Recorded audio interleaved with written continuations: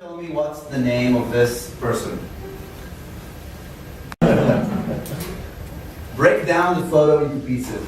That person, what is he thinking of? Moses. Moses. Moses. Moses. Moses. That's right. Nice. Because he's thinking about Opening the water. opening the water. Or what kind of land is he thinking about? Speaking land. Oh yeah, the desert. He's thinking about the desert? No. What is he thinking about? Paradise. What's the destination? A forest. Paradise? The land. Holy. Promised land, thank you. But where is he at? Desert. Big difference between the desert and the promised land, right? Like this is black and white, this is in color. This is a bad place to stay in or survive. This is a good place to be in, right? You're going to be in the desert this weekend, right? Johnny? Tomorrow. Okay, cool. So, what's your name? Valentin. Valentin. It's your day today, right? Valentine's Day. Mazel tov. You nailed it. This is Moses. So this is Israel, and we spoke about it yesterday. So a big part of the story of this place is, the Holy Land, and the Bible, and the Old Testament, and everything that comes with it. I think the Bible is one of the most entrepreneurial books ever. Has a lot of business and life lessons. Here's one example. Here's Moses in a way you've never thought about him. Moses is an entrepreneur.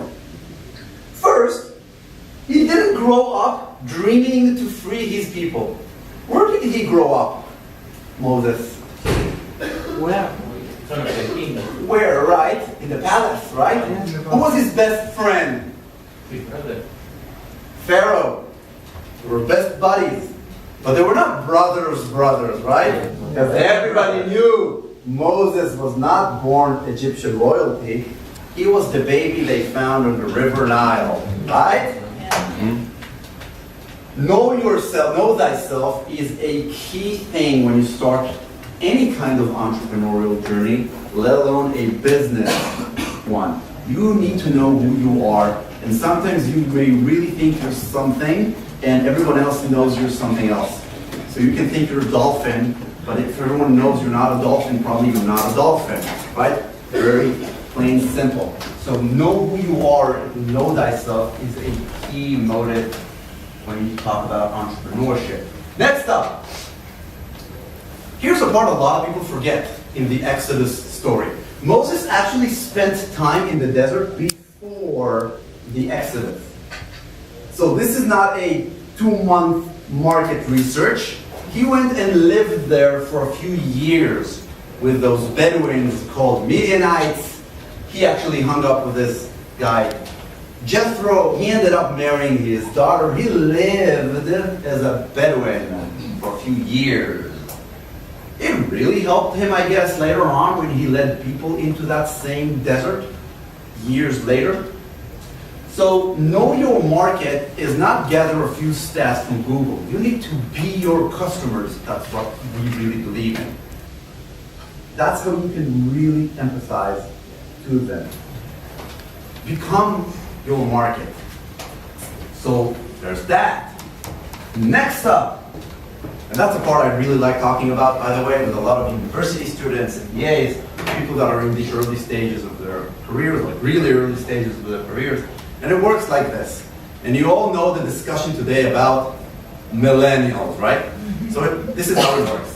Coming to Pharaoh and giving him the finger is very easy. I hate you, boss. I'm sick and tired of this place. I quit. Awesome.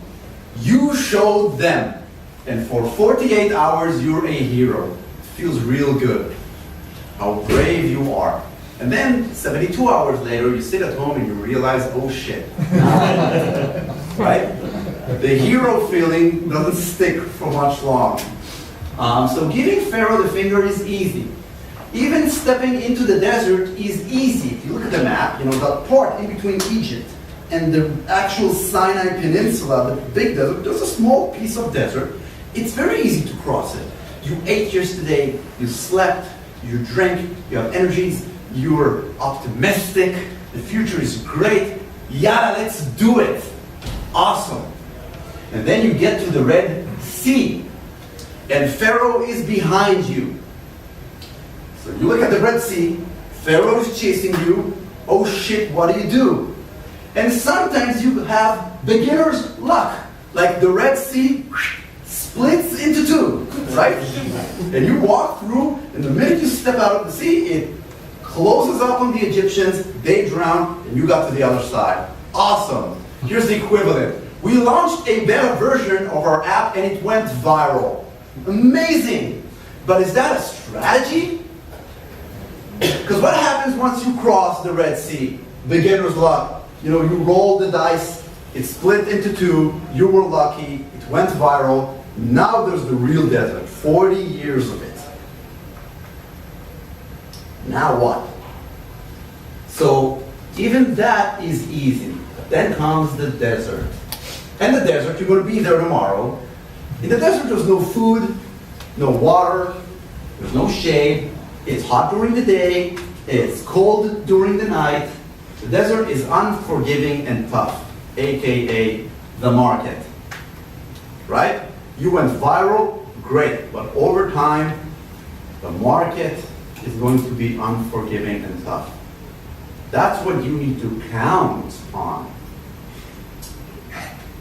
Cool. Even if you're not alone, as a founder, and sometimes you fight with your team, like you come down with 10 commandments, you realize they built a golden calf, whatever. You make up, you continue, it's all good.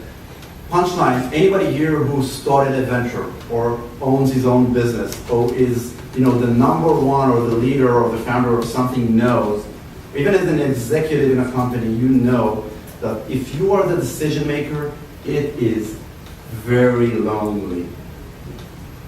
Right?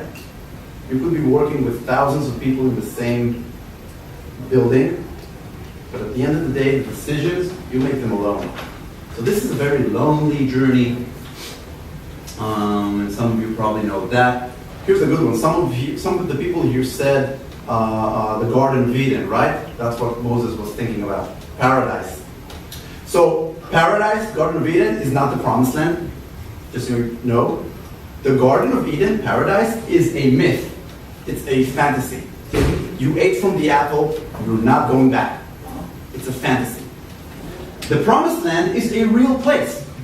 So, the reality you want your company to be in is a real reality. You can dream about vision and mission and the fantasy and how you want the world to be, right?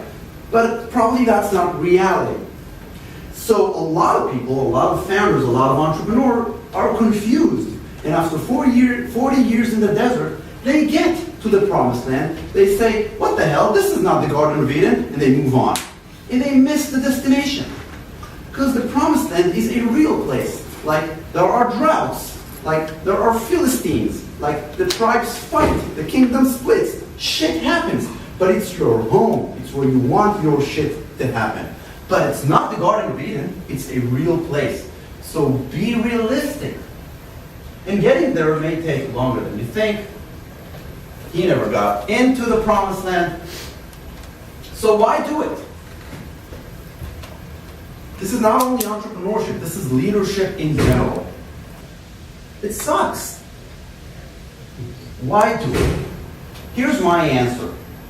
I believe that when you find something that is worth winning for, meaning that's something you want to win, and not win with something else that may be better for you. That's what you want to win with.